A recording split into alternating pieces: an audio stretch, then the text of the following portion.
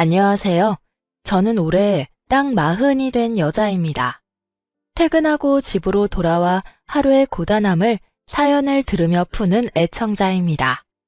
오랜만에 쉬는 날이라 푹 자고 일어나 평소 바빠서 미뤄뒀던 사연을 보내보고자 먼지 쌓인 노트북을 열었어요. 글재주가 없어 창피하긴 하지만 최선을 다해볼게요. 남편과 저는 결혼 4년차 부부였어요. 남들은 어떨지 몰라도 저흰 신혼부부처럼 알콩달콩 잘 살고 있었죠. 잘 사는 시댁과는 달리 친정은 평범한 편이었어요. 반대가 있진 않을까 했던 우려와는 달리 저흰 평탄하게 결혼을 허락받고 결혼식을 올렸어요. 알고 보니 시댁에선 남편에게 별 관심이 없더라고요. 시댁의 관심은 오로지 아주버님에게 있었고 남편은 거의 무시하는 수준이었어요. 당연히 결혼할 때도 어떤 도움이 없었고 오히려 그 점이 전 더 좋더라고요. 결혼 당시 저도 모아둔 돈이 얼마 되지 않았고 그렇다고 부모님께 손을 벌리고 싶지 않았는데 신랑도 저도 고만고만한 돈으로 알아서 시작하면 되니 차라리 그 편이 좋았어요. 저흰 월세집에서 시작해 대출은 있지만 29평짜리 아파트까지 마련했어요. 참 열심히도 살았네요. 그렇게 저흰 성실하고 행복하게 하루하루를 살고 있었어요. 그러던 어느 날 아버님이 갑자기 쓰러지셔 돌아가셨고 거기서부터 저희의 불행이 시작되었어요. 둘째야, 너 들어와서 살아라. 내가 영 적적해서 안 되겠어. 네? 제가요? 그래. 왜? 싫으냐? 그렇다기보단 저보다 형님을 더 아끼시니 형님이랑 사시면 되시잖아요. 첫째는 회사가 멀어서 멀리서 살잖니. 그렇다고 회사를 옮기라고 할 수도 없는 노릇이고. 생각 좀 해보고 말씀드릴게요. 그날 저녁 남편은 한숨을 끊임없이 쉬더라고요. 왜 그렇게 한숨을 쉬어? 어머님 때문에? 당신도 알지? 내가 어떻게 살았는지. 당연히 알지. 당신 연애할 때 술만 먹었다 하면 얘기했잖아. 알고 있었죠. 남편은 어렸을 때부터 형과 심한 차별을 당해왔습니다. 처음엔 단순히 장남과 차남에게 있을 법한 차별이라고 생각했는데 그게 아니더군요. 푼돈을 모으고 모아 급식비를 내고 그마저도 없을 땐 그냥 굶었다고 해요. 악착같이 모은 돈을 시부모님과 아주버님이 뺏어갔다는 얘기를 들었을 때 남편을 부둥켜 안고 얼마나 울었는지 몰라요. 아마 그때였던 것 같아요. 이 불쌍한 남자와 살아야겠다는 결심을 했던 순간이 다신 그 집으로 들어가기 싫었는데 막상 어머님이 그렇게 말하니까 고민스러워. 당연히 고민스럽지. 아주버님도 멀리 계시지? 응, 진주에 있어. 본사 발령도 힘든 상황인가 봐. 상황이 너무 안 좋다. 아버님도 갑자기 돌아가시고 어머님도 외로워 보이고.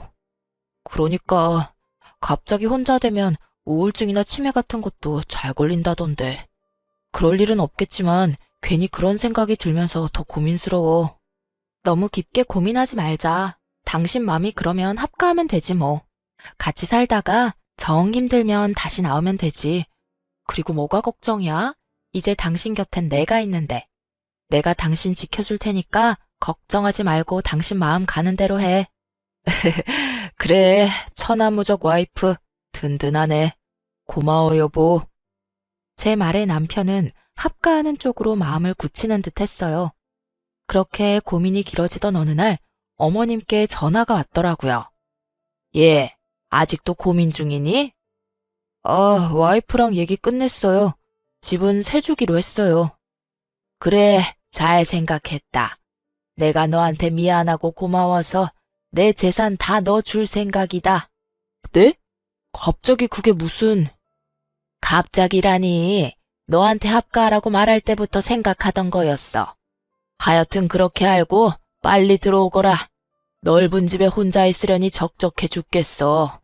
큰 방 비워놨으니 그 방 쓰면 될 거다. 웬만한 짐은 다 들어갈 테니 걱정하지 말고 들어와. 네, 어머니. 빨리 정리해서 들어갈게요.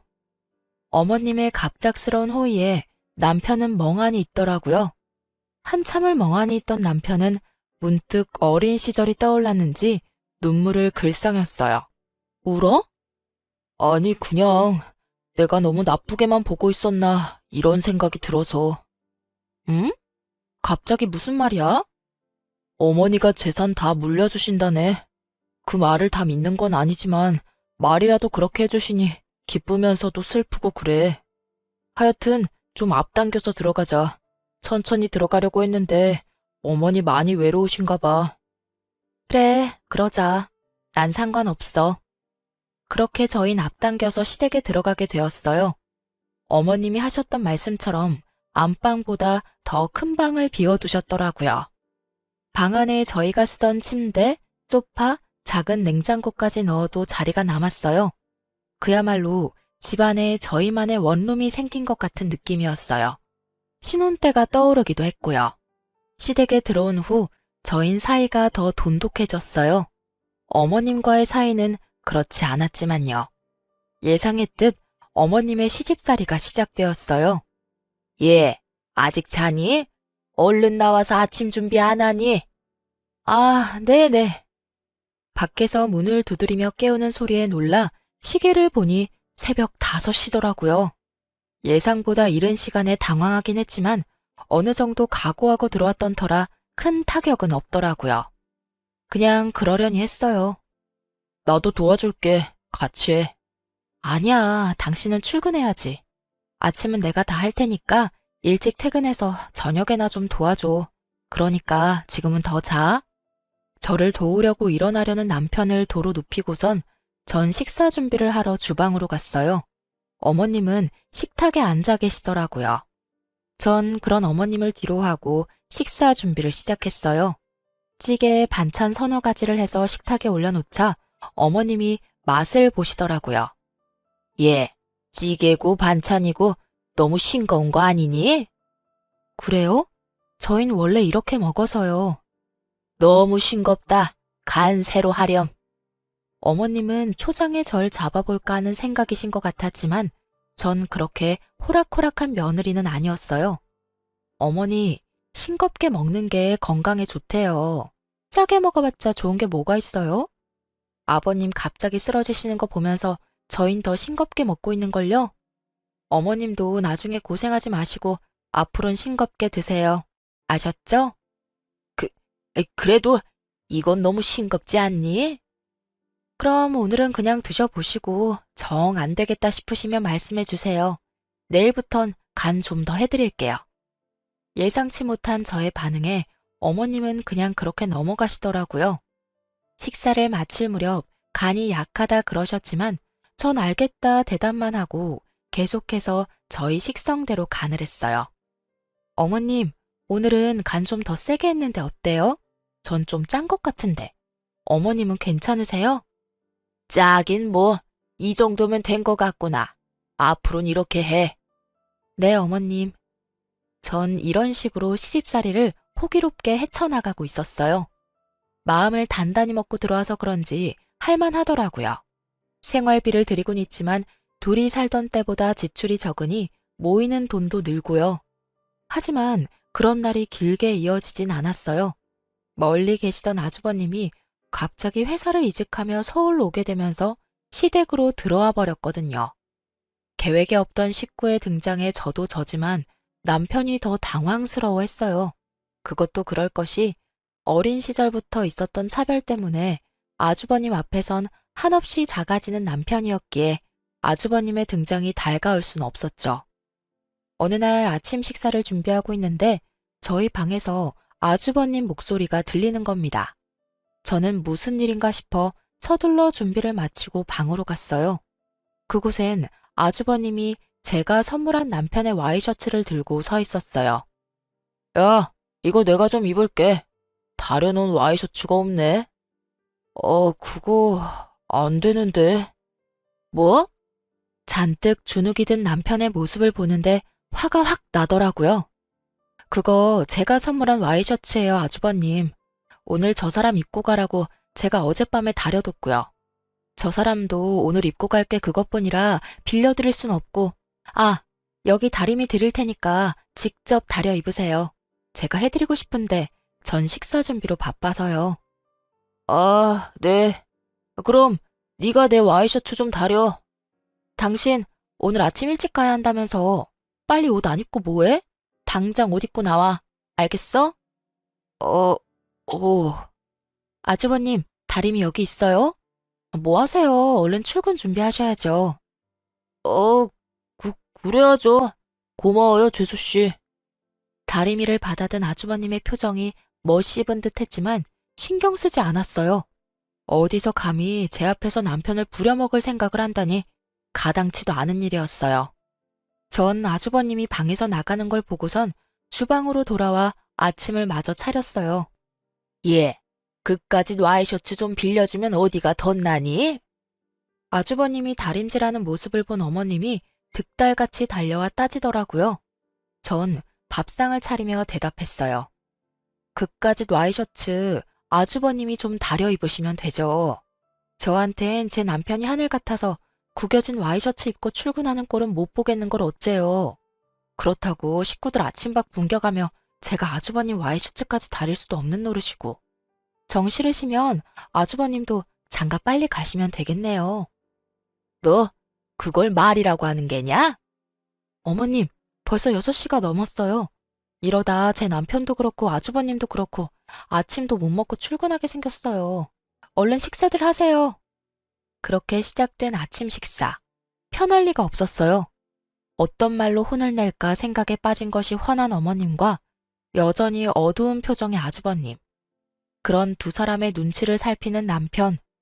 저는 일부러 더 오버를 하며 남편의 밥그릇에 반찬을 올려주며 이렇게 말했어요. 여보, 많이 먹어. 당신이 우리 집 기둥인 거 알지? 많이 먹고 힘내. 어? 고마워. 당신도 많이 먹어. 오늘따라 더 맛있네. 그런 우리가 꼴 보기 싫었는지 아주버님의 핀잔이 시작되더라고요. 맛있기는. 재수씨, 국 간이 너무 싱겁네요. 저 소금 좀 더 주세요. 아, 그래요? 싱겁게 먹는 게 건강에 좋은데. 그래도 소금 드려요? 네. 저는 짜게 먹는 걸 좋아합니다. 주세요. 네, 알겠어요. 전 소금을 가져다가 아주버님 국에 넣어드렸어요. 꽤 많이요. 도대체 소금을 얼마나 넣은 거예요? 너무 짜잖아요. 어머, 짜게 드시는 걸 좋아하신다길래 어쩌죠? 다시 드려요? 그렇게 짜면 형이 다시 떠다 먹어. 남의 와이프 그만 부려먹고. 처음이었어요. 식구 앞에서 그런 식으로 말하는 남편을 본 건. 순간 감격의 눈물이 흘러나오는 걸 억지로 참으며 흐뭇한 표정으로 남편을 보았어요. 남편은 많이 긴장한 듯 경직된 표정이었지만 제 눈엔 그 모습마저 멋있어 보이더라고요. 뭐라고? 너 말 다 했냐? 여자 하나 잘못 들였더니 별꼴을 다 보는구나. 어디 감히 네가 형한테 큰 소리를 내는 게냐? 얼른 형한테 사과 못해? 두 사람의 압박에 남편이 주춤하더군요. 아무래도 더는 무리일 것 같아 제가 나섰어요. 7시 다 돼가는데 얼른 출근하시죠? 당신도 다 먹었으면 얼른 출근해. 어머님, 놓여오신 마음 잘 알겠으니 나중에요.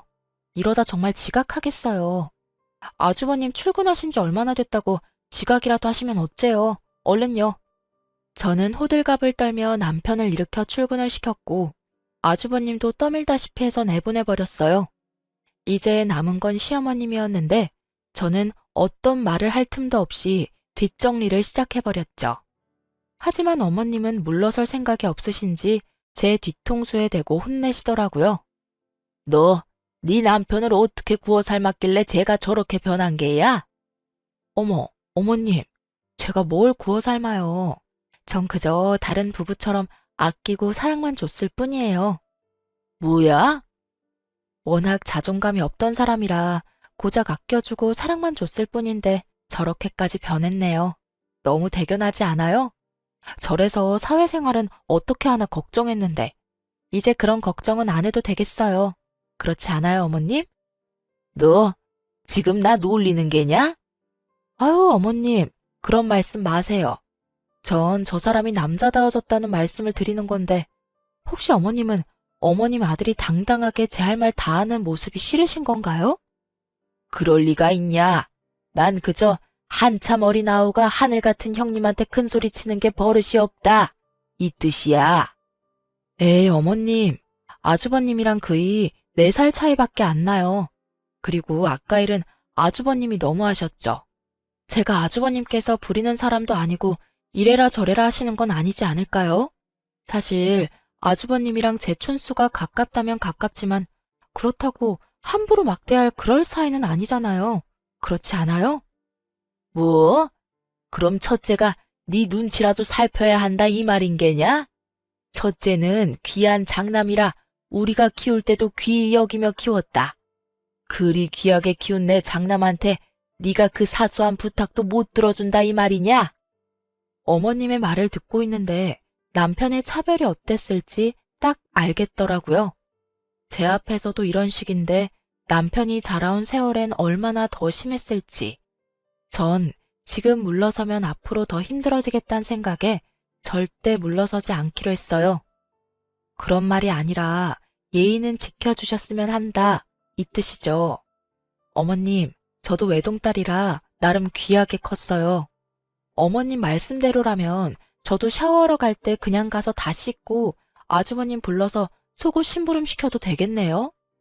저한텐 그게 아주 사소한 부탁이고 친정에서도 그랬거든요. 매야? 순간 어머님의 표정이 장희빈의 표독스러움과 같아 살짝 겁이 났지만 마음을 가다듬고 하고 싶은 말을 마저 했어요. 이것 보세요. 어머님도 말문이 막히시죠? 저도 사실 아침에 그랬어요. 저도 이런데 그이는 오죽했겠어요? 자기 와이프를 식모 대하듯이 하는데 거기서 가만히 있으면 그게 남자게요? 그냥 바보, 멍청이 아닐까요? 그리고 말이 나왔으니까 드리는 말씀인데 저희는 어머님 모시려고 들어왔지 아주버님 모시려고 들어온 것도 아니고요. 어머님이 그러셨잖아요. 합가에서 어머님 잘 모시면 재산 다 주신다고. 그 조건에 아주버님이 없었잖아요. 아, 그렇다고 제가 아주버님을 무시한다거나 그런 뜻은 아니니까 오해는 마세요. 아주버님이 잘 대해주시면 저 역시 아주버님께 잘해드릴 거예요. 초지일관 미소를 잃지 않고 또박또박 할 말을 하는 저를 보며 어머님은 안 되겠다 싶으신지 말을 돌리시더라고요. 점심상 좀 거하게 차리거라. 친구들 온다고 했는데 깜빡했구나. 한 5명쯤 온다고 했으니 그리 알고 준비해. 이렇게 갑자기요? 장 본 것도 없는데. 그래서 내가 지금 말하지 않았느냐. 지금부터 준비하면 충분하겠네. 네 말대로 잘 모신다고 하지 않았니? 어디 내 재산 받아갈 자격이 있는지 어디 한번 보자꾸나. 오늘은 왜 안 하시나 했던 재산 타령이 나오고 전 그저 고개를 끄덕였습니다. 이쯤 되니 궁금해지더라고요. 제가 어머님을 모시고 산 것이 1년이 넘었는데 무슨 선거 공약하듯 입만 떼면 주신다는 그 재산 대체 얼만큼이나 주시려고 저러시나 하고요. 처음에 아무 욕심 없던 사람도 저렇게까지 하면 욕심이 나는 것이 당연한 거 아니겠어요? 전 음식 준비를 시작했어요. 갈비찜과 해물탕이 메인이었는데 하기엔 손도 많이 가고 시간이 오래 걸려서 유명한 맛집에서 포장해 제가 한 척 옮기고 나머지 몇 가지만 제가 해서 상을 차렸어요. 차린 건 없지만 많이 드세요. 예, 너 며느리 하나 잘 얻었다. 요즘 저런 며느리가 어디 있니? 음식 정갈하게 담은 거 좀 봐라. 솜씨도 좋네. 특히 이 갈비찜은 살살 녹네 녹아. 하여튼 이 집 둘째 아들 장가 하나는 잘 갔다니까. 요리 잘해. 혼자 되신 시어머님 잘 모셔. 아주 배가 다 아플 지경이다. 저를 골탕 먹이려고 부른 친구들인데 본인 뜻대로 돌아가지 않으니 어머님 표정은 좋지 않았어요. 얘가 그냥 들어왔겠니? 내가 나 모시면 재산 다 준다는 말에 혹해서 이러고 있지. 그렇지 않았으면 합가는커녕 얼굴이나 보고 살 수 있었겠어? 어머님 그런 말씀 마세요. 합가하려는 찰나에 어머님이 재산 주신다고 하셨었어요. 제가 말을 끼어드니 어머님이 저를 쏘아보시더라고요. 그런 어머님을 보며 친구분들이 제 편을 들며 거들어 주셨어요. 예, 우리 며느리는 지금 당장 내 재산 다 준다고 했는데도 합가는커녕 일주일에 한 번 보는 것도 싫다고 하더라. 맞아. 요즘 애들 다 그래. 우리 때 생각하면 큰일 난다고. 우리 때나 시부모 모시면서 찍소리도 못하고 살았지. 요즘에 그랬다간 다 늙어서 낡아빠진 요양원 신세나 져야 한다고. 실버타운은 아니더라도 최신식 요양원에라도 가려면 며느리한테 잘해. 요양원은 무슨 우리 장남이 가만히 있겠어? 너희도 알지? 우리 장남이 둘째가라면 서러운 효자인 거. 요즘도 얼마나 나한테 잘하는지. 또 시작된 어머님의 장남 자랑에 친구분들은 눈을 피하며 식사에 열중하시더라고요. 저도 저지만 친구분들도 얼마나 들으셨는지 지겨운 눈치셨어요. 그런 것도 모르고 식사 자리가 끝날 때까지 자랑하시는데 중간에 한 친구분이 약속 있는 걸 깜빡했다며 판을 깨지 않았다면 우리 장남은 태어날 때부터 얼마나 효잔지 한 방에 쑥 하고 나왔지 뭐야? 하는 레퍼토리까지 나올 태세였어요. 그렇게 어머님이 준비하신 저를 골탕 먹이기 작전은 실패로 끝이 났어요. 그러던 어느 날 외출했던 제가 볼 일이 빨리 끝나 예상보다 집에 일찍 도착한 날이었어요. 집으로 들어서니 출근하셨던 아주버님과 어머님이 대화를 나누고 계시더라고요. 어? 오늘 일찍 퇴근하셨네? 전 그렇게만 생각하고 중문을 열려는 찰나 예상치 못한 대화에 멈춰섰어요. 어머니, 감사해요. 감사는 무슨 당연한 거 아니니? 장남인 네가 장가를 간다는데 그깟 건물이 중요해? 내가 못해줄 것이 뭐가 있느냐? 제가 잘할게요, 어머니. 진짜예요. 형편 나아지는 대로 어머님도 모시고요. 그런데 둘째 이 사실 알면 가만 안 있을 텐데. 사실 둘째보단 재수 씨가 더 걱정이에요. 재산 주신다고 한 약속 철석같이 믿고 있을 텐데. 그깟 약속이 뭐가 중요하니? 공증을 받은 것도 아니고 하다못해 각서 한 장 없는 말뿐인 약속. 그리고 걔 하는 꼴 좀 봐라. 지금 같아선 합가할 때 줬던 필요도 없는 작은 땅도 다시 뺏고 싶은 심정이야. 그 농사도 못 짓는 땅이요? 그래, 그 땅. 다시 안 뺏는 것만 해도 감사한 줄 알아야지. 혹시나 이 사실 알면 당장 나가 산다고 난릴 텐데. 저도 아직 어머님 모실 상황도 못 되고, 언젠가는 제가 모실 건데 아직 결혼도 안 했고 결혼하더라도 신혼생활은 즐기고 말을 꺼내도 꺼내야 할 것 같아서요. 그래, 다 알지, 우리 장남 마음. 걔들이 어떻게 알겠니? 너하고 나만 입 다물고 있으면 평생을 가도 모를 거다. 그리고 혹시나 알게 되면 다른 건물 처분해서 물려준다고 하면 되지 뭐. 요즘 따라 아주버님이 너그럽다 싶었더니 이유가 있었더라고요. 입만 떼면 주신다던 재산은 애초에 주실 생각도 없었고 합가할 당시 생색이란 생색은 다 내시며 주셨던 작은 땅도 쓸모없는 땅이었어요. 사람인지라 욕심은 났었지만 큰 기대가 없었던 터라 크게 실망하진 않았는데 저를 어떻게 생각하면 저런 식으로 말할 수 있나 하는 생각에 화는 좀 나더라고요. 아, 그럼 지금 두 분 말씀은 어머님이 입버릇처럼 말씀하셨던 그 재산 중 일부는 아주버님 집 사주셨고 남은 건물조차 저희 줄 생각은커녕 애초에 땡전 한 푼 줄 생각도 없으셨다. 이 뜻이네요? 저의 등장에 많이 당황한 두 사람이 저를 보더라고요. 두 사람이 보기에도 제 표정이 심상치 않았는지 저를 달래기 시작하더라고요. 당연했죠. 아직은 수족처럼 부려먹을 사람이 필요했을 테니까요. 재수씨, 그게 아니라 제가 어머니께 빌린 거예요. 제가 장가를 가게 됐지 뭐예요? 그래, 아가. 네가 오해하는가 본데 다 빌려준 거야. 그리고 말이 그렇지 내 남은 재산은 다 너희 몫이란다. 내가 너희 주지 누굴 주겠니? 퍽이나 주시겠어요. 저는 마음의 소리를 속으로 삭히며 건성으로 대답하곤 방으로 들어와 버렸어요. 그리고 남편이 오길 기다렸어요. 여보, 괜찮아? 당신도 들었구나. 나도 난데 당신은 괜찮아? 나는 괜찮아. 어차피 기대도 안 했는걸. 난 그저 미우나 고우나 부모니까 마지막 효를 다하려 들어왔던 거였어. 우리 올해로 합가한 지 2년쯤 됐지?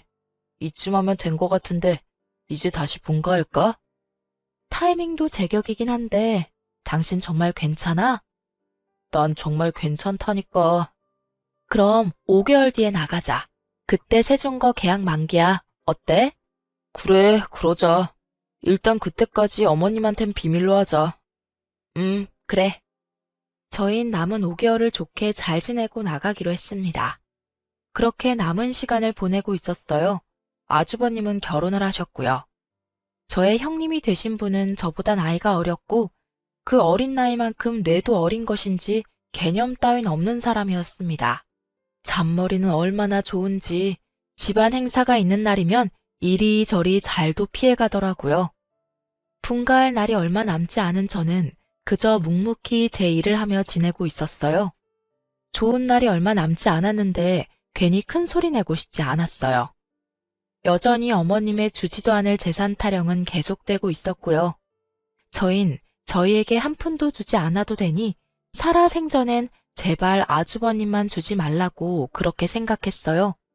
아주버님은 물론이고 형님도 저희가 봤을 땐 어머님을 모실 사람으론 보이지 않았으니까요. 그나마 어머님도 재산이라도 쥐고 계셔야 남은 여생 편히 사실 거라 그렇게 생각했어요. 저흰 모진 냉대에도 2년 넘게 모시고 산 것으로 저희가 할 도리는 다 했다고 그리 생각했으니 다신 모시고 살 생각이 없었거든요. 그러던 어느 날 저희의 분가가 생각보다 더 빨리 이루어지게 되었어요. 한바탕 소란과 함께요. 그날은 어머님의 생신이었어요. 칠수는 작년에 성대하게 하셨고 올해는 그저 가족끼리 밥만 먹기로 했었어요. 그런데 이때껏 제사 한번 챙긴 적 없던 형님이 아침부터 시댁으로 와 호들갑을 떨기 시작하더라고요. 이게 뭐예요, 동서. 오늘 어머님 생신인 거 잊었어요? 1년에 하루밖에 없는 생신인데 신경 좀 쓰지 그랬어요? 특등급 소고기 미역국에 전복에 잡채. 그것 말고도 먹을 게 이렇게나 많은데 이 정도면 됐죠. 뭐 얼마나 더 신경을 써야 했을까요?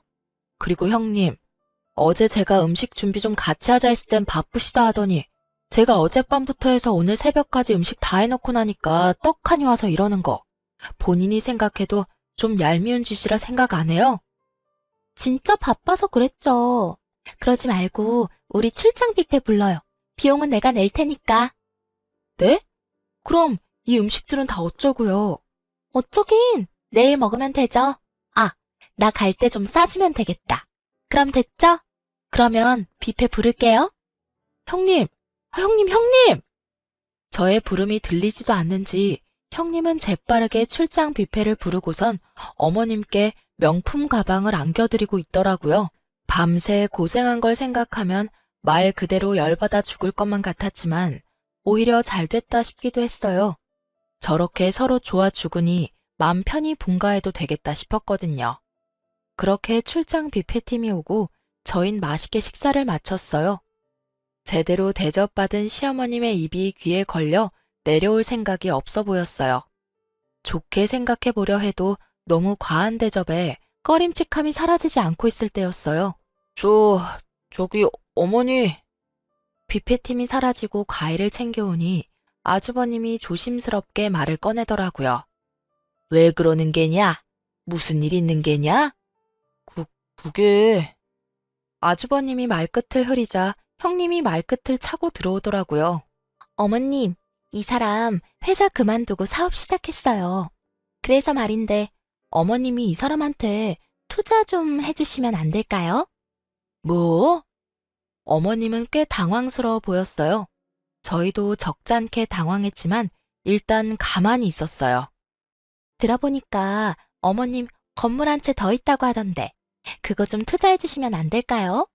이 사람 요새 잠도 제대로 못 자고 밥도 제대로 못 먹어요, 어머님. 어차피 어머님 재산 다 장남인 이 사람 주실 거 아니에요? 그, 그게 그렇긴 하지. 이대로는 안 되겠다 싶어 제가 나섰어요. 어머님, 정말 해도 해도 너무하시네요. 그 재산 저희 주시기로 하신 거 아니에요? 한두 번도 아니고 제가 모시고 사는 2년 넘는 시간 동안 몇 번이나 말씀하셨잖아요. 그런데 뻔히 저희 듣는 데서 그렇긴 하다뇨. 정말 이건 아니죠, 어머님.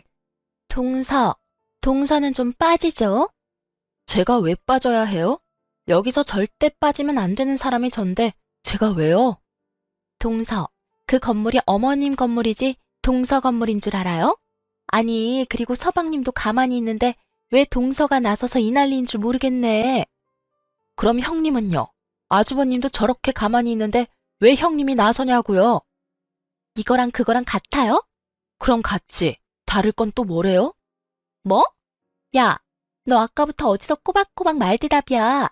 내가 엄연히 손 윗사람인 건 몰라? 내가 그렇다고 하면 그런 줄 알고 고분고분하게 대답이나 할 것이지 어디서 버릇없게? 뭐? 야, 버릇? 너 말 다 했니? 뭐? 너? 그래, 너. 말 놓길래 서로 말 까자는 뜻인 줄 알았는데 왜? 이게? 눈이 제대로 돌아버린 형님은 제 머리채를 낚아채더라고요. 저도 물론 형님의 머리채를 인정사정 없이 잡았어요. 이래봬도 제가 학창 시절에 팔씨름 좀 했던 터라 손쉽게 제압이 되더라고요. 그간에 쌓였던 스트레스를 아기에 집중시켰더니 더 힘이 넘치기도 했고요. 하여튼 형님이 밀린다 싶으니 시어머님이 말리시더라고요. 뭐 하는 짓들이냐? 그만두지 못해? 어머니, 저 머리카락 다 뽑히는 줄 알았어요. 저에게 뽑힌 머리카락을 어머님께 내밀며 오는 형님을 보던 어머니는 저에게 다가와 불같이 화를 내셨어요. 너 이게 무슨 짓이냐? 아무리 첫째가 나이가 어려도 너한텐 형님이야. 그런데 네가 반말하는 것도 모자라 머리채까지 잡아? 어머님, 반말도 형님이 먼저 했고 머리채도 형님이 먼저 잡았어요. 제가 무슨 바보도 아니고 다 참고만 있었어야 했어요? 그럼 참아야지. 그러게 애초에 형님이 말씀하시는데 누가 대들래? 맞을 짓 했으니까 맞는 게야. 알겠어? 어머님, 왜 저보고만 그러세요? 그 순간 어머님이 제 뺨을 때리시더라고요. 전 충격이 커 아무 말도 못하고 있었어요. 너 같은 걸 보고 매를 번다고 하는 게다. 오냐오냐 해주니 어른 무서운 줄 모르고 어디서 눈을 똑바로 뜨는 게야? 뺨을 부여잡은 저를 향해 어머님의 호통이 이어지던 그때였어요. 어머니! 화가 머리끝까지 난 남편이 어머님을 향해 고함을 질렀어요. 그런 남편의 모습에 저를 포함한 세 사람이 남편을 쳐다봤어요. 제발 좀 그만하세요. 저한테 하신 거로는 부족하세요?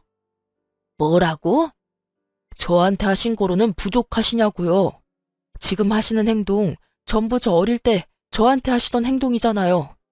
제가 맞는 말 하면 맞는 말 한다고 뺨 때리시고 제가 아무 말 하지 않으면 답답하다고 뺨 때리시고 저 형이 어머니 지갑에서 돈 훔쳐갈 때도 제가 혼났고 형이 어머니가 제일 아끼던 비싼 도자기 깼을 때도 제가 혼났어요. 그래도 아무 말 안 했고요. 어머니가 사실은 그 모든 잘못을 형이 했다는 사실을 알고도 절 혼낸다는 걸 알면서도 전 아무 말도 안 하고 그냥 혼났었다고요. 그냥 늘 하시던 말씀대로 장남이니까 그러니까 저러시겠지 하고 다 참았다고요. 그런 어머니가 원망스러울 때도 있었지만 다 참고 넘겼다고요. 참기는 왜 참니? 누가 참으라고 했어? 그리고 너 진짜 소름이 끼치는구나. 속으론 그런 생각하면서 합가는 왜 했어? 그래도 어머니니까요. 그래도 어머니니까 모셨던 거예요. 아무리 미워도 절 세상에 나오게 해주신 분이니까요. 근데 제가 잘못 생각했네요. 어머니, 이 사람한테 하시는 행동 보니까 정말 후회가 돼요. 네가 후회가 되면 어쩌겠단 말이냐? 어쩌긴요. 저희 분가하겠습니다. 아니, 인연 끊겠습니다. 앞으로 전화 이 사람한테 연락도 하지 마세요. 주신다던 재산? 처음부터 기대도 하지 않았습니다. 이 사람이나 저나 그 재산 형한테 다 뺏기지 않게 지켜드리려고 그랬던 건데 이제 그럴 필요도 없겠네요. 이로써 제 할 도리는 다 했습니다. 주신 땅은 이제껏 저나 집사람이 어머니 모셨던 값으로 치고 잘 받도록 하겠습니다. 그럼 사시는 동안 평안하시고 돌아가시더라도 연락 주지 마세요. 연락 주셔도 찾아가지 않을 테니까요. 그렇게 말한 남편은 저의 손을 잡고 그래도 시댁을 나와버렸어요. 짐은 다음날 이삿짐 센터를 통해 옮겨 컨테이너에 맡겨두었고 집은 팔기로 했답니다. 시댁에서 모르는 곳으로 이사하기로 했거든요. 집을 구하기 전까지 저흰 친정에서 잘 지냈어요. 남편도 시댁보다 더 편해 보였고요. 저희 부모님께서 남편을 많이 아껴주셨거든요. 너 저런 남편 없다. 잘하고 살아. 친정엄마 늘 입버릇처럼 하던 말씀이세요. 얼마나 아끼는지 다들 아시겠죠? 저흰 한 달가량 친정에서 지내다 나와 새로운 곳에 터를 잡았습니다. 어머니께서 주셨던 땅을 처분하니 대출 없이도 작은 아파트 정도는 살 수 있더라고요. 남편은 회사도 그만뒀어요. 퇴직금과 조금 남아있던 돈으로 저흰 가게를 차렸고요. 한동안은 그렇게 잘 지냈어요. 시댁에서도 연락조차 없는 걸 보니 잘 지내는 것 같았어요. 어느 날 문득 달력을 보는데 시댁 제사가 있던 날이더라고요. 잘하려나 생각하는 찰나 무섭게 전화가 오기 시작했어요. 여보, 이거 봐봐. 어머님이랑 형님한테 계속 전화 와. 이때껏 연락도 없더니 왜? 오늘 제사잖아. 그럼 그렇지. 다 무시해. 나도 형한테 전화 온다. 그냥 꺼버리자. 당신도 꺼버려. 남편의 뜻에 따라 전원을 꺼버리고 다음날 전화를 켠 저는 엄청난 문자에 놀랐어요. 부재중을 알리는 문자가 50통이 넘었고 나머지는 이런 내용들이었어요. 진짜 절연이라도 하려고 이러는 것이냐. 절연할 때 하더라도 당장 와서 제사 준비는 해라. 적당히 하고 당장 오라는 등 온갖 협박을 하던 연락의 끝은 더 황당하더군요. 너희 때문에 첫째네 이혼하게 생겼다. 형 집안 풍비박산 내놓고 얼마나 잘 먹고 잘 사나 내가 지켜볼게다. 어머님에게 온 연락이었어요. 꼼짝없이 집안일을 다 떠맡게 생긴 그 여자가 이혼하겠다고 선포라도 한 모양이더라고요. 그렇게 끝인 줄 알았던 연락은 계속해서 왔어요. 어떡해 여보, 이거 좀 봐봐. 뭔데 그래? 전 어머님께 온 문자를 남편에게 보여줬어요. 너희 때문에 첫째네가 이제 내 연락은 받지도 않는다. 이거 어떻게 책임질 거야? 네가 그날 와서 제사만 지내줬어도 이런 일은 없었을 거 아니냐? 아주버님도 어머님 연락 딱 끊었나 봐. 어쩌지? 어쩌긴 어째. 그러게 진작 좀 잘하시지. 조금만 잘 대해주셨어도 우리가 이랬겠어? 다 자업자득이야. 그리고 뭐가 걱정이야? 돈도 많은데 알아서 잘 사실 테니까 걱정도 하지 마. 완전히 마음이 돌아선 남편은 냉정하더라고요. 전 남편의 말대로 그 연락도 무시했지만 어머님의 연락은 끊기지 않았습니다. 계속해서 무시로 일관하던 저는 결국 전화를 받고야 말았어요. 그날은 어머님 생신이었거든요. 네, 어머님. 아가, 어떻게 첫째가 나한테 이럴 수 있다니. 아주버님 연락도 없으세요? 연락은커녕 내 전화도 안 받은 지 오래됐어. 찾아갔더니 문도 안 열어주더라고. 내가 어떻게 했는데 나한테 이럴 수가 있단 말이냐? 어떻게 나한테 이래? 기다려보세요. 연락 오시겠죠. 기다려도 연락이 없으니 이러지. 넌 지금 사람 약 올리니? 제 말은 그게 아니라요. 이런 상황에서도 저에게 역정을 내는 어머님을 보니 할 말이 없었어요. 저의 통화를 옆에서 듣고 있던 남편은 언성을 높이는 어머님의 소리에 제 전화를 가지고 가 단호하게 말했어요. 어머니는 정말 여전하시네요. 다시는 전화하지 마세요. 전화를 끊어버린 남편은 어머님 번호를 차단 목록에 넣어버렸어요. 이제 다시는 연락 받지 마. 목소리도 듣기 싫으니까. 알겠어. 그 뒤론 연락이 와도 알 수가 없으니 잊고 살았어요. 사실 식당도 조금씩 바빠져서 신경 쓸 겨를도 없었고요. 그러던 어느 날 식당으로 예상치 못한 손님이 찾아왔어요. 어서 오세요. 어머, 안녕하세요. 정숙이네 둘째 며느리 아니야? 네, 잘 지내셨죠? 그렇습니다. 지난번 집에 오셨던 어머님의 친구 한 분이 우연히 오셨더라고요.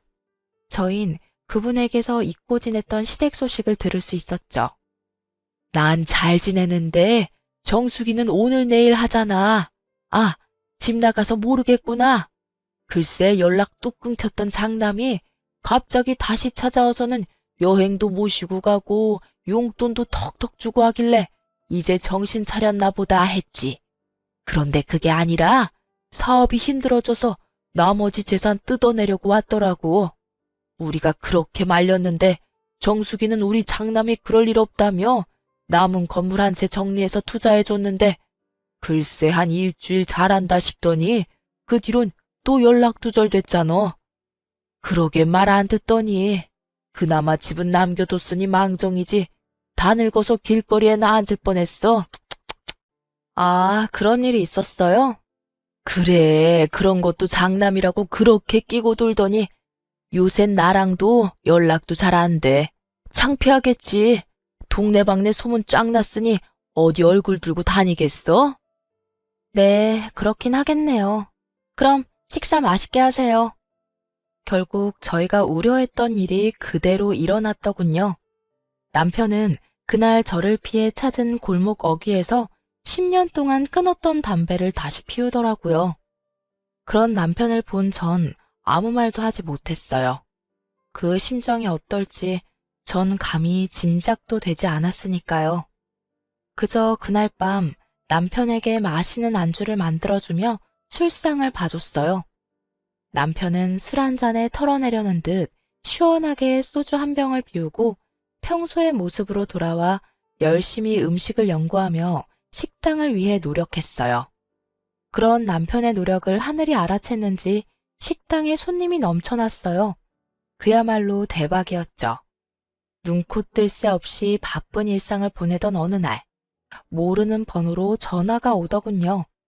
그 당시 체인점 문의 전화가 많이 오던 터라 아무런 의심 없이 전화를 받았어요. 여보세요?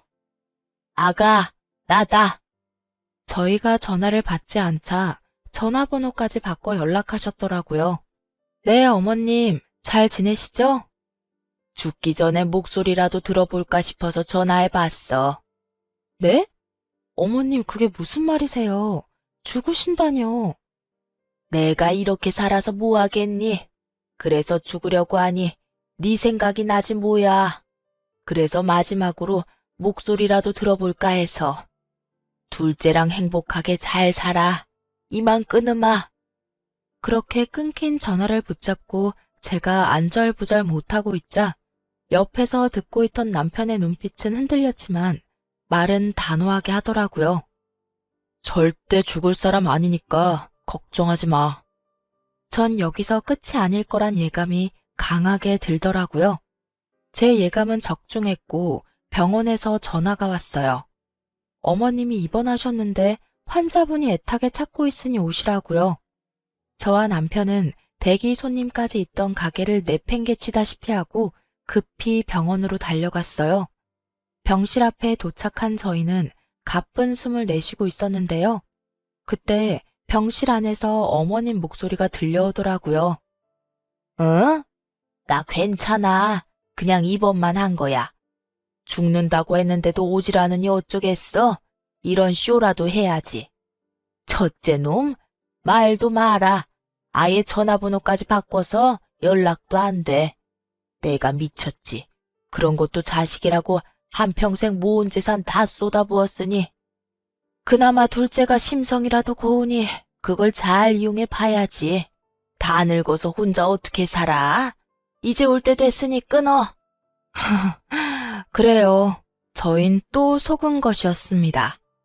전 긴장이 풀리며 그 자리에 주저앉아 버렸고 남편은 치가 떨리는 듯 온몸을 부들부들 떨며 거칠게 병실 문을 열었어요.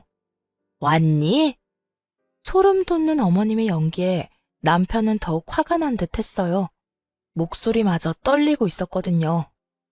어머니, 아니, 아주머니, 연기 그만하세요. 밖에서 통화하는 거 다 들었어요. 그리고 제발 다시는 연락하지 마세요. 우연히 길거리에서 만나더라도 아는 척도 하지 마시고요. 당신이란 사람 정말 이제 치떨립니다. 할 말을 마친 남편은 주저앉은 저를 부축해서 병원을 나와버렸습니다. 가게로 돌아가는 차 안에서 엄청 울더라고요. 그렇게 서글프게 우는 남편은 처음이었어요. 그런 남편을 안고 저도 얼마나 울었는지 몰라요. 가게로 돌아온 저희는 아수라장이 된 상황을 빠르게 정리하고 일찍 문을 닫았습니다. 그렇게 고단했던 하루가 지나고 저흰 약속이라도 한 듯 어머님의 어짜도 꺼내지 않고 살았습니다. 몇 달이나 지났을까요? 머릿속에서 시댁의 존재가 사라질 때쯤 어떻게 알았는지 식당으로 아주버님과 형님이 찾아왔더라고요. 아주 형편없는 꼴을 하고요. 보아하니 돈이란 돈은 다 끌어다 시작한 사업이 망한 눈치였어요. 무슨 일이야? 여기 어떻게 알고 왔어? 무슨 일이라니, 형이 동생 보고 싶어서 왔지. 네, 형이 서방님 얼마나 보고 싶어 했다고요. 동서, 잘 지냈어? 친한 척 말을 걸어오는 형님을 보니 구역질이 나올 것 같아 저는 아예 몸을 돌려 앉아 있었어요. 형이 언제부터 내 생각을 그렇게 했다고. 형이라면 죽고 못 사는 어머니한테나 가보지 그래? 야, 말도 마라. 어떻게 어머니가 나한테 이럴 수 있냐? 집에 찾아갔더니 경찰 불러서 쫓아내시더라. 나 원참 황당해서. 내가 그까지 돈 좀 날려먹었다고 어떻게 장순을 경찰에 신고하냐? 그래서 지금 내 돈까지 뜯어먹으려고 찾아온 거야? 아니 그게 아니라. 야, 동생아. 말이 나왔으니까 하는 말인데 나 돈 좀 빌려주면 안 되냐? 이번엔 진짜 성공할 수밖에 없는 아이템이라서 그래. 네가 조금만 도와주면 어떻게 될 것 같은데. 돈? 조금만 기다려봐. 말 같지도 않은 말을 듣고 있던 남편은 잠시 기다려보라며 주방으로 향했어요. 그리곤 굵은 소금을 한 바가지 퍼와 아주버님과 동서에게 냅다 뿌려버렸어요. 이게 뭐야? 서방님, 이게 뭐한 짓이에요? 둘 다 내 말 잘 들어. 2번 다시 찾아오지 마. 한 번만 더 찾아오면 소금으로 맞은 이 순간을 감사하게 여기게 만들어줄 테니까. 알아들었으면 얼른 썩 꺼져. 남편의 고함에 두 사람은 혼비백산하며 사라졌어요. 언제쯤 끝이 나려나 했던 시댁과의 인연도 이렇게 끝이 났습니다. 그래서 저희는 어떻게 살고 있냐고요? 저희는 시댁에서 나오며 하는 일마다 잘 풀려 아주 잘 살고 있어요. 10평도 되지 않는 공간에서 시작했던 식당은 이제 50평 정도 되고요. 체인점 문의도 끊임없이 들어와서 고민하고 있어요. 쉬는 주말에는 봉사활동도 다니고요. 언제인지 자세히는 모르겠는데 제가 이렇게 물어본 적이 있어요. 여보, 사실 절연이란 게 쉽게 할 수 있는 결정은 아니잖아. 결정은 했다고 하더라도 그렇게 강단 있게 밀어붙이는 것도 쉽지 않고. 혹시 후회한 적은 없었어? 제 물음에 남편은 이렇게 말하더라고요. 후회? 후회는 무슨. 지금이 100배, 1000배 행복해. 나한테 이제 가족은 장인어른, 장모님, 그리고 당신뿐이야. 가끔 부모님과 연 끊고 산다는 사람들을 보며 왜 그러고 살지? 하고 혀를 찬 시절도 있었어요. 그런데 제가 당해보니 그런 결정을 할 때는 다 이유가 있더라고요. 만약 그때 남편이 강단 있는 결정을 내리지 않았다면 저흰 아주 불행한 삶을 살고 있었겠죠? 쓰다 보니 말이 길어졌는데 많이 지루하진 않으셨는지 걱정이네요. 애청자 여러분, 저는 이만 물러가 볼게요. 긴 제 사연 들어주셔서 감사합니다.